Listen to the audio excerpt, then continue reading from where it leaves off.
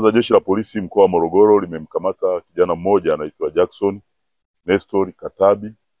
Yeye ana umri wa miaka 30, ni mkulima mkazi wa Kaporo, kwa kosa la au kwa tuhuma za kumuua mwenzie, ni kijana mwenzie George Magnus Kayega, miaka 30, mkulima na mkazi wa Kaporo.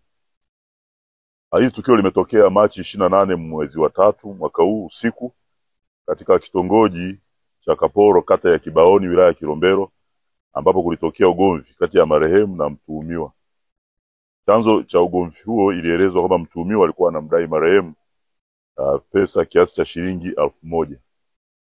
Marehemu alipotakiwa kurudisha pesa alikataa, na ndipo ugomvi ulitokea baina yao.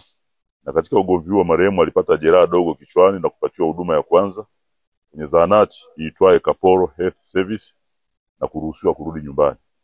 Lakini akiwa njiani alianguka na kupoteza maisha.